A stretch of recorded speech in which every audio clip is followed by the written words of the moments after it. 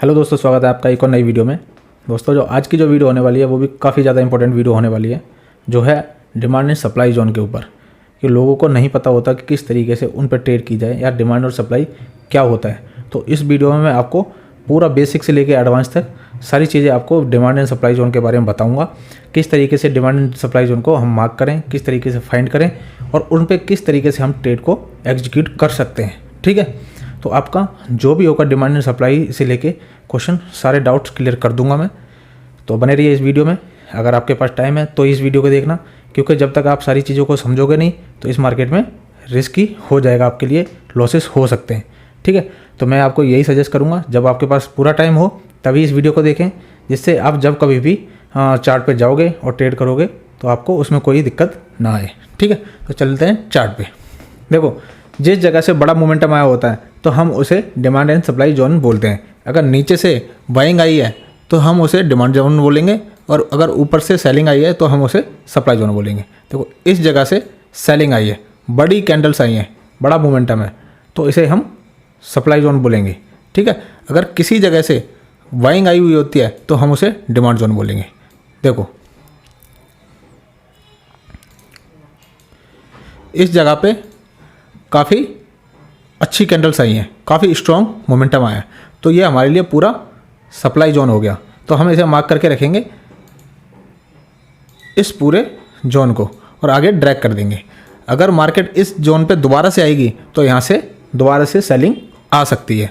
ठीक है, ये देखो, सेम उसी लेवल से यहाँ पे सेलिंग दोबारा से आ गई। ठीक है, इसमें ऐसा क्यों होता है? देखो, जब कभी भी स्ट्रॉन्ग मोमेंटम आता है इस तरीके से तो उसका मतलब ये होता है उस जगह पे सेलर अवेलेबल हैं और काफ़ी अच्छी मात्रा में अवेलेबल हैं। अगर इस जगह पे मार्केट दोबारा जाएगी तो वो इस लेवल को इतनी आसानी से ब्रेकआउट नहीं करने देंगे, वो अपनी एंट्री ज़रूर लेंगे इस जगह पे। ठीक है, क्योंकि यहाँ पे काफ़ी अच्छा मोमेंटम आया। ये कौन होते हैं?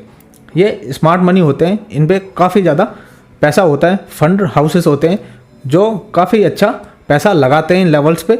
तो अगर आप इन लोगों के साथ ट्रेड करते हो तो आपका इसमें प्रॉफिट होने के बहुत ज़्यादा चांसेस हैं।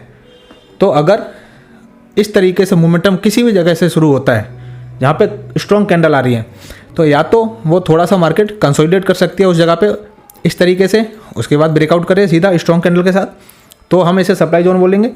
या फिर डायरेक्ट किसी लेवल से इस तरीके से स्ट्रॉन्ग कैंडल आ जाती हैं, तब भी हम उसे सप्लाई जोन मानेंगे। ठीक है, देखो, अब ऊपर के लिए मैं आपको बता देता हूँ। जब कभी भी मार्केट में इस तरीके से कंसोलिडेशन होता है और उसके बाद मार्केट में स्ट्रॉन्ग ब्रेकआउट आके स्ट्रॉन्गली कैंडल आती हैं तो हम उसे डिमांड जोन मानेंगे। या फिर किसी भी लेवल से स्ट्रॉन्ग ऊपर के लिए मार्केट चला जाता है, काफ़ी अच्छी कैंडल्स आती हैं, 3 कैंडल से ज़्यादा आती हैं, तो हम उसे डिमांड जोन मान के चलेंगे। ठीक है, उसे कंसीडर करेंगे डिमांड जोन और उसको हम मार्क कर लेंगे। जब कभी मार्केट अगेन दोबारा से उस लेवल पे आएगी तो वो लेवल रिएक्ट करेगा एज अ डिमांड जोन और उस लेवल पे दोबारा से बाइंग आ सकती है, क्योंकि इस जगह पे बायर्स अवेलेबल हैं। बाइंग करने वाली पार्टी यहाँ मौजूद है। बड़े लोग जो फंड हाउसेस हैं या स्मार्ट मनी हैं वो इस जगह पे अपनी पोजीशन लगा के बैठे हैं। इस लेवल को इतनी आसानी से वो ब्रेकआउट नहीं करने देंगे, वो अपनी प्रेजेंस इस जगह पे ज़रूर दिखाएंगे। ठीक है, सिंपल सा लॉजिक ये है इन जगहों पे। तो अब हमें इन चीज़ों को फाइंड किस तरीके से करना है तो वो हम सीखेंगे। जैसे किसी भी लेवल से अगर स्ट्रॉन्ग बाइंग आई या सेलिंग आई तो हम उसे कंसीडर करके चलेंगे डिमांड एंड सप्लाई जोन। जैसे कि इस लेवल से काफ़ी अच्छा मोमेंटम आया था डाउन के लिए, लगातार 4 से 5 कैंडल आई हैं सेम डायरेक्शन में, तो हम इसे डिमांड जोन मान के चलेंगे। और आगे आपने देखा भी इस जगह पे मार्केट ने उसी तरीके से रिएक्ट किया। इस जगह पे भी देखो, इस जगह से डायरेक्ट सेलिंग आई, काफ़ी अच्छी सेलिंग आई, और यहाँ पे भी ये सप्लाई जोन बना, ये देखो। उसके बाद मार्केट सीधा नीचे। ठीक है, आगे भी आप बाइंग का मैं आपको दिखाता हूँ, बाइंग में किस तरीके से काम करता है ये। वेट। ठीक है, आप आगे चलो, आगे भी दिखाता हूँ मैं आपको। बाइंग में दिखाता हूँ मैं आपको। जैसे कि देखो, इस जगह से काफ़ी स्ट्रॉन्ग मोमेंटम आया है, तो ये भी हमारे लिए क्या होगा, पूरा डिमांड जोन होगा। तो इसे हम मार्क करेंगे डिमांड जोन, क्योंकि इस जगह से बाइंग आई है। अगर मार्केट दोबारा ये हम ड्रैग कर देंगे इस जगह पे आती है तो यहाँ पे ये रिएक्ट करेगी। इसी तरीके से ये लेवल है, इस लेवल से भी अच्छी खासी बाइंग आई है, तो ये लेवल भी हमारे लिए as a demand zone react करेगा। इस लेवल को आप मार्क करोगे, देखो सेम जगह से मार्केट उसी लेवल से रिजेक्ट होकर दोबारा से ऊपर उठ गई। तो यहाँ पे सिंपल सा फंडा यही है कि जो ये डिमांड एंड सप्लाई जोन होते हैं काफ़ी स्ट्रांगली यहाँ पे बाइंग और सेलिंग आती है, उसी के बाद हम उन्हें कंसीडर करते हैं और दोबारा से मार्केट उस जगह पे आती है तो काफ़ी अच्छा रिएक्ट करती है और हमें अच्छा टारगेट दे देगी। इस जगह पे हमारा छोटा सा एसएल रहेगा। अब मान के चलो इस लेवल पे ये मार्केट आ रही थी, इस जगह पे रिजेक्शन ले रही थी, आप यहाँ तक का कहीं का एसएल लगाते हो और इस जगह पे एंट्री ले लेते तो कितना अच्छा आपको मूव कैप्चर मिल जाता, आप कैप्चर कर लेते। ठीक है, तो इसी तरीके से आपको इन्हें फाइंड करना है। अगर इस तरीके से दोबारा से मार्केट इस जगह पे आए और उस जगह पे आपका अगर सेटअप बनता है तो आपको उस पर ज़रूर ट्रेड करनी है। ठीक है, इस तरीके से हम डिमांड एंड सप्लाई जोन को यूज करके ट्रेडिंग कर सकते हैं और काफ़ी अच्छा प्रॉफिट जनरेट कर सकते हैं। ठीक है, और हाँ ये भी बता दूं आपको, इसे हम 1 से 2 बार यूज करेंगे, उससे ज़्यादा यूज नहीं करेंगे।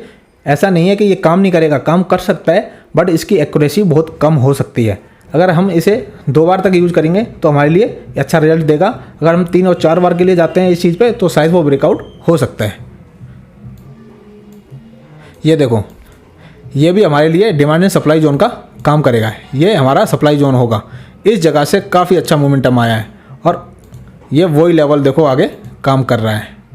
इस जगह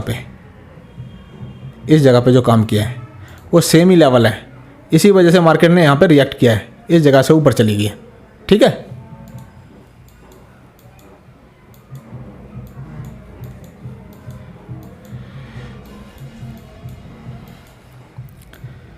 ये देखो इस जगह से काफ़ी अच्छी बाइंग आई है, तो हमारे लिए ये कौन सा लेवल है, डिमांड जोन। हम इस लेवल को मार्क करके रख लेंगे और जब कभी मार्केट दोबारा से इस लेवल पे आएगी, कोई हमारा सेटअप बनाती है तो हम उस पर ट्रेड करेंगे और हमें उसके काफ़ी अच्छे रिजल्ट मिल सकते हैं और हमारा छोटा से छोटा एसएल होगा और काफ़ी अच्छा हमें उस पर रिजल्ट मिलने के चांसेस हैं। ठीक है, इसी तरीके से आपको फाइंड करके चलना है। आई होप आपको ये वीडियो पसंद आई होगी और इस वीडियो से काफ़ी कुछ आपको सीखने को मिला होगा। तो इस वीडियो को लाइक करें, अगर आप हमारे चैनल पर नए हो तो इस चैनल को सब्सक्राइब करें, क्योंकि इस चैनल पर मैं इसी प्रकार का नॉलेजेबल कंटेंट लाते रहता हूँ। तो हमारे साथ सीखते रहिए और अपने आप को ग्रो करते रहिए। मिलते हैं नेक्स्ट वीडियो में, तब तक के लिए टेक केयर, बाय बाय।